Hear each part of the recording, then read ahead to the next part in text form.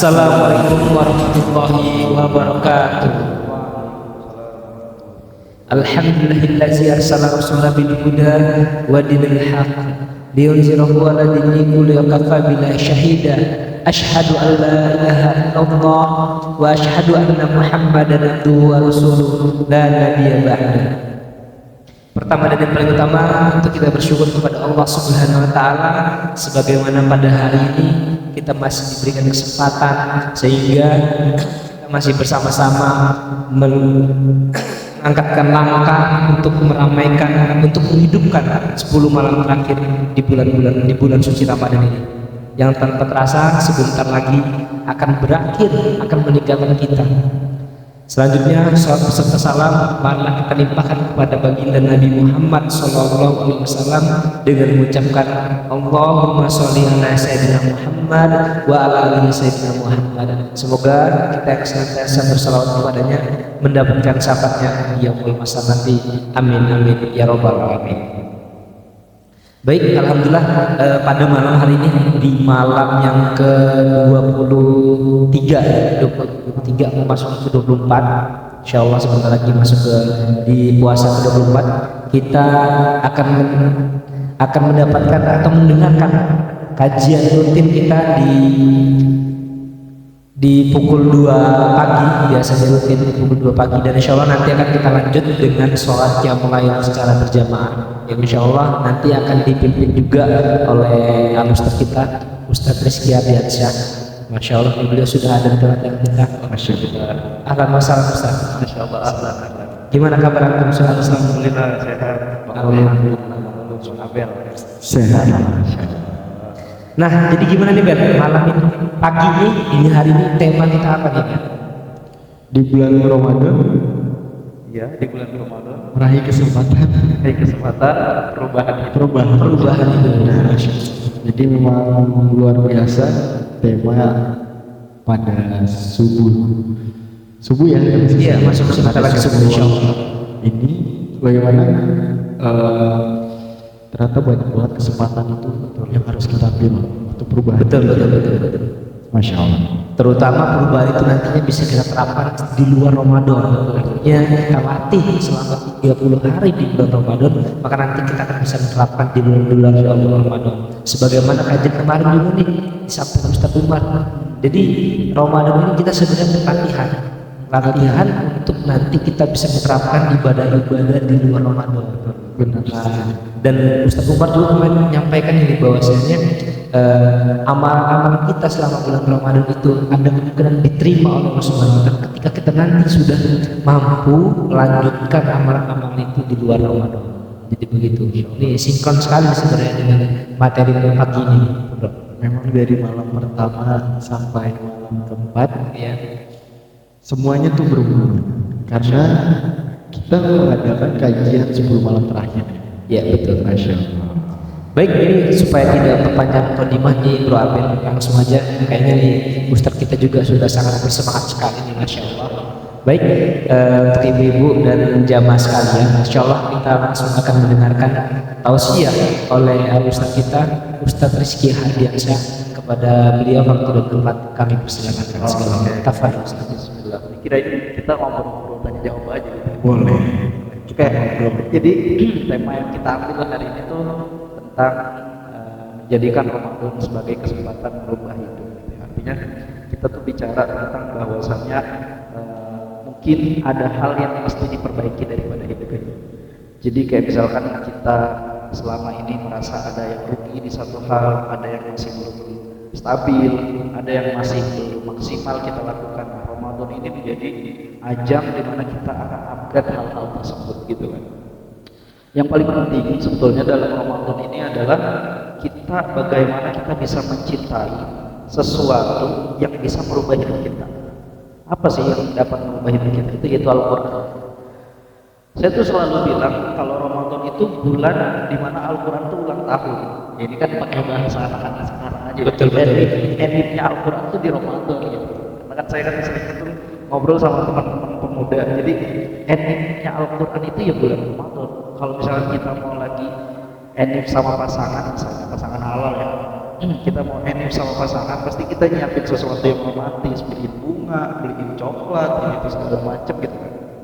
Itu yang dilakukan ketika kita enim sama pasangan kita. Nah, begitupun ketika enim sama Al-Quran, harusnya kita mempersiapkan gimana caranya kita bisa berromantisasi sama Al-Quran, bisa semangat dekat sama Al-Quran, bisa seindah itu nyatu sama Al-Quran. Nah, kesempatannya itu ada di bulan Ramadan.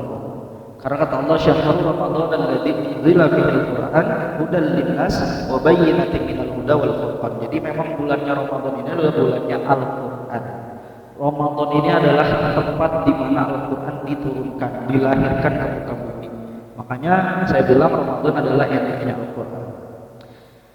Artinya kalau kita mau berubah hidup kita lalu kemudian menjadikan momentum Ramadan ini sebagai pijakan untuk kemudian merubah keadaan hidup yang tadinya tidak baik-baik saja, yang tadinya capek melulu, tidak stabil, tidak seimbang dan segala macam, maka perlu baca Al-Quran. Karena Al-Quran itulah yang menjadi penyeimbang tersebut, yang menstabilkan kehidupan kita itu Al-Quran. Nah, saya mau bicara tentang beberapa ajaran-ajaran yang dalam Al-Quran yang insya Allah ketika kita mau menyerap ajaran ini, kemudian kita masukkan ke dalam prinsip dan kemudian kita tekankan dalam mindset kita, supaya mindset kita sesuai dengan Al-Quran.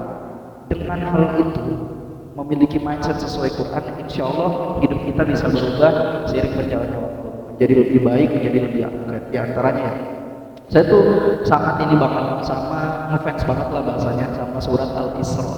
Surat Al-Isra, surah Maryam tuh surat-surat di mana saya tuh ngefans di situ. Banyak beberapa ajaran-ajaran yang ketika saya mendalami, ketika saya membaca, apalagi memaknai dan mentadabburi isinya, itu berpengaruh pada kehidupan saya. Di antaranya Quran surat Al-Isra ayat 7, in ahsantum li anfusikum wa in asa'tum falaha. Sesimpel itu Allah bilang, kalau kamu buat baik, kebaikannya emang kecil. Kebaikan itu kan enggak mesti hal-hal yang besar. Kayak senyum tabassam fi wajhihi akhika shadaqah. Senyum kamu ke saudaramu saja itu adalah bagian daripada perbuatan baik. Nabi juga bilang ini, la tahqiranna minal ma'rufi syai'an walau an talqa akhaka biwajhin talqin. Kamu jangan pernah meremehkan perbuatan baik walau kecil, walau sedikit, sekalipun itu hanya senyum ke saudara dengan wajah yang bersih. Jadi ketika kita senyum ke wajah saudara kita nggak perlu mengeluarkan uang, kita nggak perlu mengeluarkan materi, kita nggak perlu mengeluarkan energi begitu banyak, cuman senyum. Justru yang namanya senyum ke saudara kita itu bukan yang ngeluarin energi, tapi nambah energi, tapi sangat nambah energi. Dan itu jangan diremehkan, kata Nabi, jangan meremehkan perbuatan baik sekecil apapun. Ada satu kisah di zaman Rasulullah SAW. Bang Ulum tahu Abu Sufyan kan? Iya, Abu Sufyan itu kan ini ya, dia tuh di zaman Rasul sebelum masuk Fathu Makkah itu adalah sahabat yang sangat memusuhi Rasul. Dia itu adalah musuh yang sangat memusuhi Rasul sebelum Fathu Makkah. Begitu Fathu Makkah dia masuk Islam. Salah satu contoh di mana dia sangat memerangi Rasul itu ketika perang Badar terjadi. Perang Badar itu terjadi karena Abu Sufyan bawa barang dagangan dari Mekah menuju ke Syam dan kemudian pulang dari Syam menuju ke Mekah. Rasulullah mau cegah, pengen ngambil haknya yang dimaling waktu di Mekah.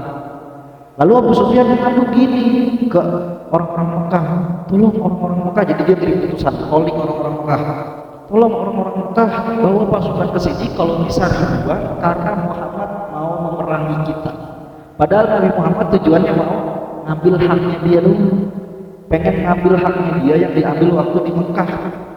Akhirnya terjadilah perang Badar. Nabi Muhammad cuma bawa 300 orang, lawannya 1000. Mereka sudah menyiapkan busur panah, mereka sudah menyiapkan kuda, onta dan segala macam. Nabi Muhammad cuma bawa unta, karena unta itu dalam bahasa Arab disebut dengan rahilah, yang menanggung beban barang-barang dagangan atau beban-beban harta dan segala macam. Jadi nggak ada siap strategi, nggak ada siap senjata, nggak ada siap pasukan dan segala macam. Terjadi perang Badar hanya karena apa? Hoaxnya Abu Sufyan. Tapi Abu Sufyan itu di Fathu Makkah dia masuk Islam. Jadi ada kisah gini, waktu Fatimah kan anaknya Rasul kan. Waktu Fatimah masih kecil, itu Fatimah tiba-tiba nangis datang ke Nabi. aku dipukul sama Abu Jahal. Kata Nabi bilang gini, kalau kamu dipukul sama Abu Jahal, kamu bilang ke Abu Sufyan, karena Abu Sufyan itu kan punya status yang lebih tinggi daripada Abu Jahal di kalangan orang-orang kafir waktu itu. Dan juga Abu Sufyan masih ada prasaudara ke Nabi Muhammad SAW. Dan juga Abu Sufyan sangat suka sama anak-anak kecil. Kalau kamu dipukulnya sama Abu Jahal, adu ke Abu Sufyan, adu ke paman kamu bahasanya. Adulah Fatimah ke Abu Sufyan. Abu Sufyan kesel melihat anak kecil dipukul sama Abu Jahal. Dibawalah, nih Abu Jahal, kamu habis pukul Fatimah, benar? Fatimah pukul balik Abu Jahal. Dipukul balik ke sama Fatimah, ditampar balik ke Abu Jahal sama Fatimah. Lalu kemudian Abu Jahal kesakitan karena tamparannya Fatimah dan segala macam. Balik Fatimah, ketika balik nggak nangis lagi tapi tertawa sambil kayak melihat wajahnya Abu Jahal kayak kesakitan dan segala macam. Dia puas banget gitu. Dia bilang, ayah, tadi aku sama paman Abu Sufyan suruh balas pukulannya ke Abu Jahal. Nabi Muhammad sambil senyum, Nabi Muhammad doa gini, ya Allah, jangan engkau lupakan Abu Sufyan. Ini Fatimah masih kecil. Nabi Muhammad juga baru diutus. Ya Allah, jangan engkau lupakan Abu Sufyan. Abu Sufyan itu sangat memusuhi Nabi Muhammad, tapi di Fathu Mekah dia masuk Islam. Dan setelah dia mengucapkan syahadat, Nabi Muhammad bilang apa? Keislamanmu itu berkat kebaikanmu yang kecil membela anakku Fatimah. Jadi jangan pernah meremehkan walau kebaikan itu kecil banget. Kadang kita kan ngeremehin di perbuatan-perbuatan baik. Misalkan mau senyum ke apa sih namanya, ke saudara kita aja kayaknya males banget gitu ya. Lihat temen, kayaknya dia lebih bete, udah gak punya duit, gak mau lah gue senyumin, gak mau gue tegur gitu kan. Nah itu kayak gitu aja kita kan males. Padahal Nabi bilang jangan pernah remehkan perbuatan baik sedikit. Itu dalam Al-Isra diajarin, in ahsantum li anfusikum wa in ahsantum falaha. Begitu juga keburukan. Makanya ada satu perbuatan baik itu hanya kegirangan hati seorang Abu Lahab ketika Nabi lahir. Jadi kan Nabi lahir, Abu Lahab sangat senang. Wah, ponakanku lahir dan segala macam. Senang, lalu kemudian menyamperin dan segala macam sampai di titik di mana Nabi Muhammad diutus menjadi nabi, dia baru memusuhi. Tabat celaka ya Muhammad, celaka engkau Muhammad sallallahu alaihi wasallam, kamu enggak berguna itu segala macam. Dulu saya bangga sama kamu, tapi sekarang kamu ngaku sebagai nabi, saya musuhi kamu sejak sekarang. Permusuhannya sangat kuat. Abu Lahab kita tahu kayak gimana kan. Nah, diinformasikan sama Nabi, kuburnya Abu Lahab, azabnya Abu Lahab setiap hari Senin diringankan. Kenapa? Hanya atas dasar waktu Nabi lahir di hari Senin, Abu Lahab ikut zina. Jadi dia memang tetap masuk neraka karena kafir, tetap disiksa, cuma diringankan hanya karena perbuatan baiknya. So perbuatan baik itu gak pernah memandang agama. Kamu agamanya apapun, pasti kamu diajari berbuat baik. Dan itu ada di Al-Quran. In ahsantum li anfusikum wa in ahsantum falaha. Kamu buat baik sekecil apapun buat perbuatan baik, balik lagi ke dirimu nanti. Dan bisa jadi baliknya itu pada hal-hal yang besar. Masuk Islam Abu Sufyan besar banget. Rahmat pengurangan azab di kuburnya Abu Lahab, wah itu rahmat banget. Bayangin kita lagi disiksa terus kayak yang nyiksa kita masih keringanan di satu hari tersebut. Itu kan sesuatu yang Masya Allah gitu. Itu yang pertama. Lalu yang kedua, dalam Quran, jadi mindset yang harus ditanami, yuk kita berbuat baik. Insya Allah dengan perbuatan baik yang karena Allah, niatin karena Allah, niatin karena Tuhan, pasti perbuatan baik itu suatu saat akan datang ke diri kita, balik lagi ke diri kita, membalas diri kita.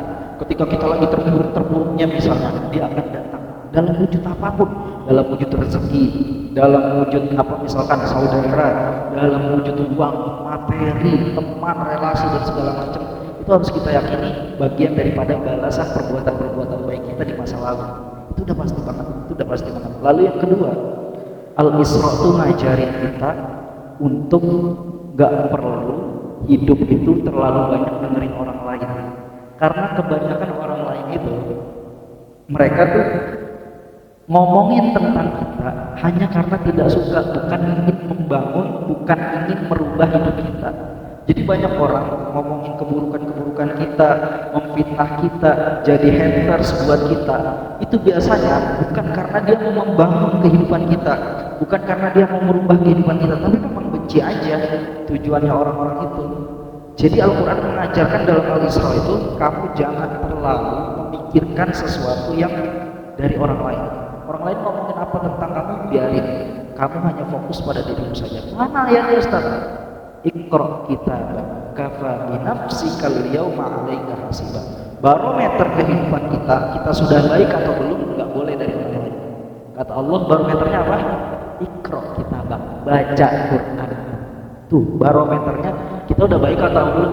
Kita selama ini buat salah udah benar atau belum ya? Kita selama ini hidup memilih keputusan demikian, kita jadi menteri misalkan memilih kebijakan demikian, udah tepat atau belum ya? Kita jadi kepala sekolah memilih kebijakan demikian, udah tepat atau belum ya? Iqra kitabak, udah tepat atau belum? Tanyakan kepada Quran, tanyakan kepada kitab. Kafa bi nafsikal yauma 'alaika hasiba. Cukup kalau kamu udah baca Quran, kamu udah baca kitab, cukup dirimu menjadi pengukur, menjadi penghisab bagi dirimu sendiri. Di ayat berikutnya diajarin lagi, karena apa? Karena apa? Man ihtada fa innama yahtadi li nafsi wa man dhalla fa innama yadillu 'alaiha wa la taziru waziratun wizra. Soalnya kamu itu gak bakal ditanya tentang dosa saudara. Dia nanggung dosanya sendiri, kamu nanggung dosanya sendiri. Ngapain mikirin dia? Tuh, kalau kita punya keyakinan seperti itu di hidup kita akan berubah, yakin. Yang pertama, jangan pernah ragu buat baik sekalipun kecil. Kan tadi diajarin. Itu pasti berubah hidup kita karena kita punya mindset untuk buat baik terus, nggak peduli dibalas atau enggak. Buat baik aja karena suatu saat pasti akan datang balasan itu, nggak harus sekarang, nggak harus hari ini. Yang kedua, hidup jalanin aja, fokus pada diri sendiri tanpa harus mendemin orang lain. Tuh Quran yang ngajarin. Kalau kita punya mindset ini, berubah hidup kita. Nah itu tanamkan di Ramadan, pelajari Al-Quran di Ramadan gitu. Pelajari wala taziru waziratun wizra ukhra. Kenapa kamu harus seperti itu? Karena kamu betul-betul gak akan ditanya, Bang Ulum punya dosa apa? Rizky gak ditanya di akhirat tentang dosanya Bang Ulum. Kebaikannya Bang Ulum juga gak bakal ditanya sama Rizky. Dari Allah Subhanahu Wa Taala nanti di akhirat gak bakalan. Kita nanggung dosa kita masing-masing. Wala taziru waziratun wizra ukhra. Bahkan anak dengan bapaknya di padang mahsyar, keduanya berdampingan, tapi mereka tidak akan saling peduli karena kedua-duanya pada saat itu hanya fokus dan mikirin gimana jawab pertanyaan-pertanyaan dari Allah. Saking mereka tuh tahu di hari itu mereka nggak akan nanggung dosa anaknya dan anak tidak akan menanggung dosa bapaknya. Seperti itu. Lalu yang ketiga diajarin juga di Al-Isra. Ini kalau mau berubah hidup kita ya. Apa kata Allah? Wala taqfu ma laysa laka bihi ilmun. Innas sam'a wal basar wal fu'ad kullu ulaika kana mas'ula. Kamu kalau hidupnya mau enak, kalau hidupnya mau tenang, ada apa-apa nih, misalkan ada sesuatu viral, ada berita datang, berita tidak baik datang, kamu nggak perlu banyak ngomong tentang yang tidak kamu ketahui. Wala taqfu ma laysa laka bihi.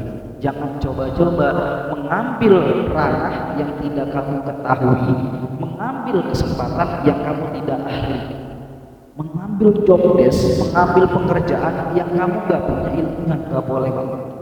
Kalau kamu punya ilmunya, potensikan di situ, tuangkan di situ semaksimal mungkin. Itu juga yang disuruh Al-Quran. Apa yang ada pada dirimu tunjukkan. Itulah makna khalifah. Kita punya potensi apa? Saya punya potensi ceramah, maka tunjukkan. Bang Ulum punya potensi jadi MC, tunjukkan. Tapi jangan jangan melenceng. Maksudnya jangan mengambil sesuatu yang kita tidak punya potensi di situ. Kita tidak punya ilmu ini, kita tidak punya pengetahuan ini, asal ngomong. Misalkan, si ibu itu ya perasaan kemarin hidupnya susah kok, sekarang udah bisa beli mobil 2. Udah aja, nggak usah dipikirin hidup orang lain. Kita kan nggak punya pengetahuan tentang dia. Kalau kita ikut-ikutan ngobrolin tentang dia, jadi kayak wala taqfu ma laysa laka bihi ilm. Kamu udah ngambil sesuatu yang kamu tidak tahu koridornya di situ. Dan ancaman dari Allah di ayat itu juga, inna sam'a wal basar wal fu'ad kullu ulaika kana mas'ula. Karena apa yang kamu dengar, apa yang kamu lihat, dan apa yang kamu simpan di dalam hati ditanya nanti sama Allah. Ditanya sama Allah. Lanjutan ayatnya apa? Nih, kalau kamu sudah punya ilmunya, lalu kemudian kamu terjun pada sesuatu yang sesuai bidang kamu. Oke, tadi kalau nggak ada ilmunya jangan terjun. Kalau ada ilmunya, lalu kemudian sudah terjun, kata Allah apa? Wala tamshi fil ardi maraha. Ayatnya beriringan tuh di Quran. Emang masih satu ayat itu. Wala tamshi fil ardi maraha. Kalau kamu nggak punya ilmunya, tadi nih, kamu nggak punya ilmunya, jangan ambil job desk itu. Kalau kamu punya ilmunya, tuangkan potensimu di situ. Dan kalau kamu sudah menuangkan potensi ilmumu di situ, wala tamshi fil ardi maraha. Jangan tinggi hati berjalan di hadapan manusia. Jangan sombong, jangan merasa emang gue yang paling benar, emang gue yang paling bisa. Emang sih kamu bisa, tapi jangan ada perasaan itu. Jangan ada perasaan itu. Wala tamshi fil ardi maraha. Sampai Allah ibaratkan innaka lam tahriqul arda wa lam tablughul jibal. Karena biar bagaimanapun kamu manusia yang tidak akan menjangkau dasar paling bawah bumi dan tidak akan pernah menjangkau atap yang paling atap dari lapisan langit. Bayangin, buat apa kita sombong? Kita ke atap langit pun nggak mampu, menggali bumi sampai pada dasarnya juga nggak akan mampu. Nggak boleh sombong. Jadi yang pertama, buat baik tanpa harus mikirin balasan, karena pasti akan datang ke kita tuh balasannya dalam bentuk apapun balasannya. Yang kedua, fokus pada diri sendiri, gak usah mikirin orang lain, gak usah peduli ekspektasi orang lain. Fokus pada upgrade diri sendiri, belajar untuk diri sendiri, dan kemudian bisnis untuk diri sendiri, semuanya untuk diri sendiri fokus, nanti juga akan dengan sendirinya bermanfaat ke orang lain. Yang ketiga, jangan kebanyakan ngomong tentang apa yang kita nggak tahu.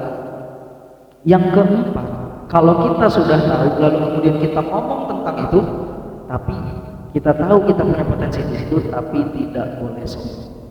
Jadi minimal itu yang Al-Quran ajarkan ke kita, yang mudah-mudahan dengan 3 hal tadi atau 4 hal tadi, hidup kita bisa berubah di momen Ramadan ini. Amin, amin, amin. Masya Allah. Memang luar biasa sekali bahwa kebaikan yang kita lakukan di bulan Ramadan itu bisa menjadi bekal juga ya Ustaz. Betul banget. Jadi persiapan. Apalagi di Ramadan kebaikannya banyak banget, tarawih Berlimpah-limpah ya Ustaz. berlimpah banget. Jadi aku sedikit bertanya nih Ustaz. Ini mengenai kebaikan.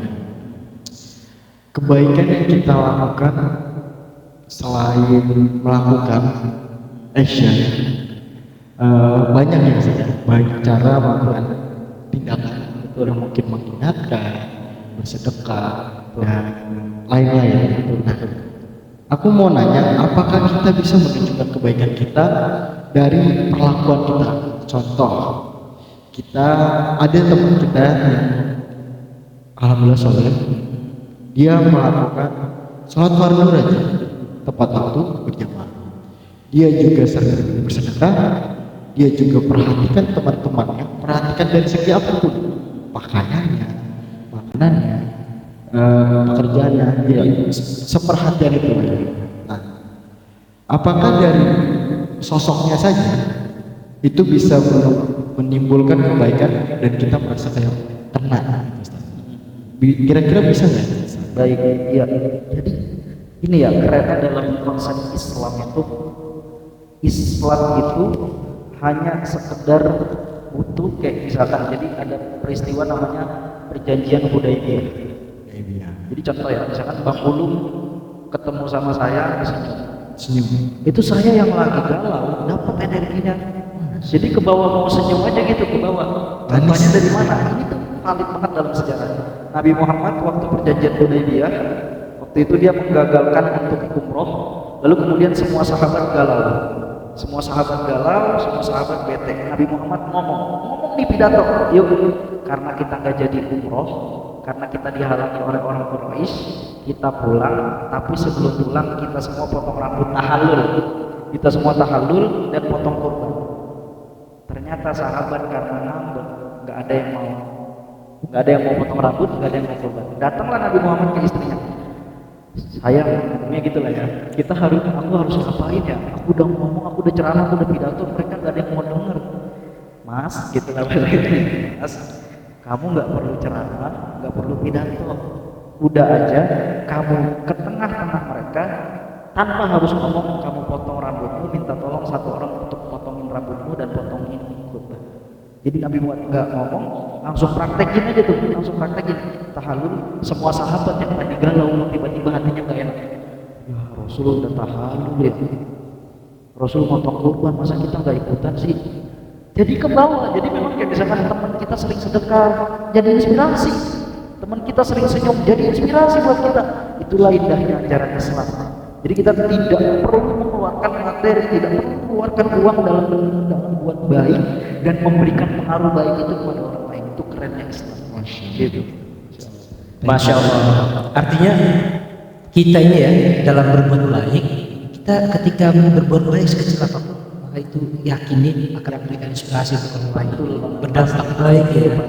Artinya berbuat baik sekecil apapun itu orang akan berdampak baik gitu ya. Nah, ini berhubung kita sudah dikode-kode Ustaz, nampaknya memang jamaah kita juga sudah semangat. Dan kita mau sholat Qiyamul Lail berjamaah. Insyaallah nanti akan diimami langsung juga oleh Ustaz Rizky Ardiansyah. Baik Ustaz, mungkin sebenarnya sangat kurang sekali waktu kita Ustaz, sangat butuh mungkin nutrisi dalam bentuk tausiah pada pagi hari Ustaz. Ya mudah-mudahan nanti Ustaz setelah subuh mudah-mudahan bisa mengisi lagi Ustaz. Mungkin cukup sekian untuk tausiah kita pada pagi hari ini, dan sekali lagi kami informasikan kepada seluruh jamaah Masjid Al Amin, insyaallah setelah tausiah ini kita akan melanjutkan sholat Qiyamul Lail secara berjamaah, dan kemudian kita akan melanjutkan juga untuk makan sahur bersama yang insyaallah alhamdulillah dari masjid sudah menyediakan untuk makan sahur. Dan mudah-mudahan setelah itu nanti kita akan lanjutkan sholat subuh berjamaah, dan setelah sholat subuhnya insya Allah kita akan mendengarkan kembali kajian tausiah setelah subuh. Saya sebagai moderator mohon maaf apabila ada kesalahan. Kita akhiri wabillahi taufiq wal hidayah. Wassalamualaikum warahmatullahi wabarakatuh. Waalaikumsalam. untuk yang berwudu, kita boleh wudu dan bersiap-siap untuk